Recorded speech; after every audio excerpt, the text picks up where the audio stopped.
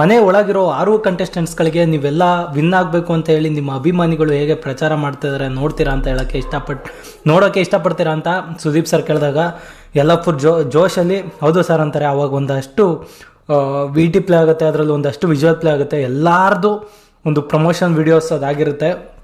ಎಲ್ಲರಿಗೂ ತುಂಬ ದೊಡ್ಡ ಮಟ್ಟಕ್ಕೆ ಅವರವರ ಅಭಿಮಾನಿಗಳೆಲ್ಲ ಪ್ರಮೋಷನ್ನ ಮಾಡಿದ್ದಾರೆ. ಅದಾದಮೇಲೆ ಸುದೀಪ್ ಸರ್ ಒಬ್ಬೊಬ್ಬರನ್ನೇ ಕೇಳ್ಕೊಂಡಿರ್ತಾರೆ ಏನು ಅನ್ನಿಸ್ತು ಅಂತ. ಅವಾಗ ಡ್ರೋಮ್ ಪ್ರತಾಪ್ ಅವ್ರು ಹೇಳ್ತಾರೆ, ಸರ್ ನಾನು ಹಿಂಗೆ ಏನು ತೋರಿಸಿದ್ರೋ ಗೊತ್ತಿಲ್ಲ, ನಿಮ್ಗೆ ಋಣಿಯಾಗಿರ್ತೀನಿ ಸರ್ ಅಂತ. ಅವಾಗ ಸುದೀಪ್ ಸರ್ ಹೇಳ್ತಾರೆ, ನೀವು ಮಾಡದೇ ಇರೋದೇನೂ ತೋರ್ಸೋಕ್ಕಾಗಲ್ಲ, ನೀವು ಹೆಂಗಿದ್ರೋ ಅದನ್ನಷ್ಟೇ ತೋರಿಸಿದ್ದೀವಿ.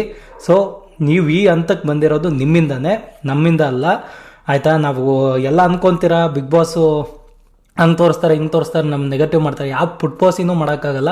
ನೀವು ಹೆಂಗಿರ್ತೀರಾ, ನೀವೇನು ಮಾಡ್ತೀರಾ ಅದನ್ನಷ್ಟೇ ನಾವು ತೋರ್ಸೋಕ್ಕಾಗೋದು ಆಯಿತಾ. ಇದನ್ನು ನೆನ್ಪಿಟ್ಕೊಳ್ಳಿ, ಇಲ್ಲಿಂದ ಹೊರಗಡೆ ಹೋಗಿ ಇಂಟರ್ವ್ಯೂ ಕೊಡುವಾಗ್ಲು ಅಂತ.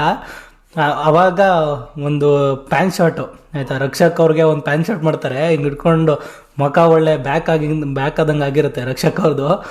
ಸೊ ಇವತ್ತು ಫುಲ್ಲು ರಕ್ಷಕ್ ಅವ್ರದ್ದು ರೋಸ್ಟಿಂಗ್ ನಡೆಯುತ್ತೆ ಅಂತ ಅನಿಸುತ್ತೆ.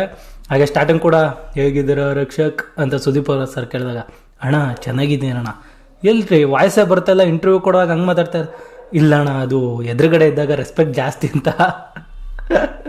ಸೊ ಒಳ್ಳೆ ಮಜಾ ಇದೆ. First time in Bigg Boss history ಅವ್ರವ್ರಿಗೆ ಬಂದಿರೋ ವೋಟ್ಗಳನ್ನ ಏನು ಡಿಸ್ಪ್ಲೇ ಮಾಡಿ ಅವ್ರನ್ನ ಎಲಿಮಿನೇಟ್ ಮಾಡುವಂಥ ಪ್ರಕ್ರಿಯೆ ನಡೀತದೆ.